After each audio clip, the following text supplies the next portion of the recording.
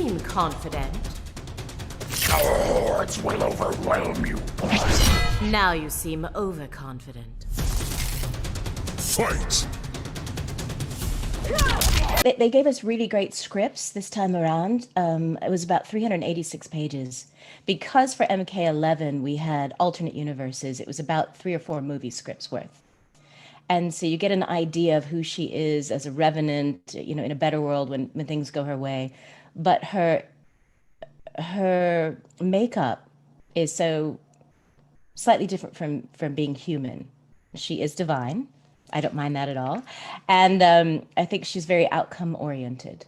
So where she might be seen as a bit conniving, I think strategic is a better word, and that she's very objective. And when we did audition originally, I didn't know it was for her. So it was NDA, it was a very generalized script. They don't want to give away that they're working on a project. This was a couple of years ago. And it was for Guard A for a Warner Brothers game. So I thought it was for a really small character, but I gave it my all. I think the lines were, "You shall not pass. You seem confident. Now you seem overconfident." And so she was very measured as somebody was approaching her to cross her path. And when my agent called and said that I got the role, I was excited to be Guard A, whatever that was.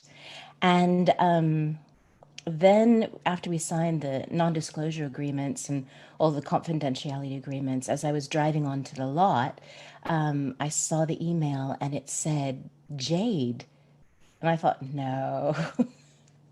But I walked in and they said, "You do know what this is for?" And I thought, Mortal Kombat, but still not quite understanding. And they said, "Yes, and you've been cast as Jade." And the inner 8-year-old child for me was just like, what? And in person, though, I was like, "Oh, that's really brilliant. That's great." But just shaking and nervous. And it's definitely a dream role. Yeah, Yeah. and when you saw the character drawings or the drawings for Jade for the first time for Mortal Kombat 11, obviously you're voiceover, but you obviously want to see what the character will look like. Were you sort of taken aback by the terms of the animation and in terms of the graphic for your character? Yes, just I loved that she was much more of a warrior than a courtesan, which is how she'd been drawn before, which is lovely. It made people very attracted to her. But I loved the Indo-Asian and African mix that she had. You know, having a multicultural background myself, it really resonated with me, being Polynesian and Creole and Ethiopian. So it was beautiful to see the depth of not only her character drawing, but even facial features, and that they'd really given her an outfit that would be a little bit more suitable in war. And I'm glad that she's curvy, but I loved the detail of who she was and that she was more than just a beautiful woman. She had become a goddess, a warrior goddess. And I suppose, Mela, most people, dare I say, they play Mortal Kombat for the fighting scenes and for the action itself. But in terms of you take out the fighting element and you put Mortal Kombat, the cuts, the door, put the standalone movie. You can actually watch it on YouTube. They're like 3.5 hours sort of long. Real sort. Those are sort of the animation in terms of that sort of movie, the story background. That is something you could go to cinema and sort of watch, so detailed and so animated. If you never actually played the Mortal Kombat game, you could all those things put together. You could actually enjoy it as a movie. You're absolutely right. And I remember Phil Lamar is a friend, but also I look up to him. He's so talented, and he plays Kotal Khan. And it was amazing to see that scene. I remember we were doing the scene where she asks him, you know, why he hasn't married, and when he says they weren't you. It was such a lovely love scene, and like heart pitter patter kind of a thing. And again, yes, I mean I'm a big UFC MMA fighting fan, so the fighting's not terrible to me, but I love that the story was rich and the animation and graphics have been really stunning. Yeah, and I suppose in terms of Mortal Kombat, it's a huge fan base all over the world. From Brazil to Argentina, to South Africa, England, Ireland, Germany, USA. millions of copies sold worldwide.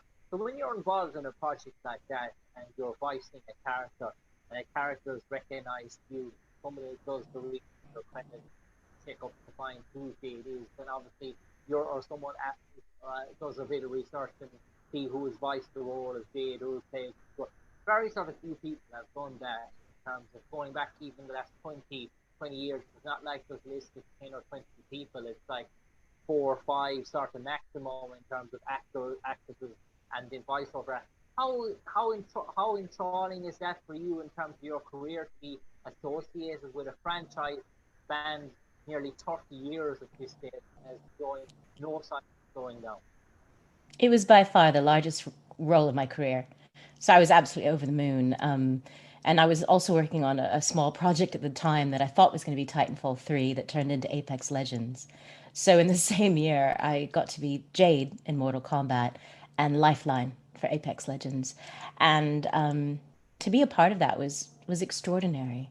And I'm very grateful for all of my roles, but in the last decade, the depth of female roles and roles for diversity have been greatly improved. And so to be able to be a part of that and to celebrate that with my father and that side of my family was intense.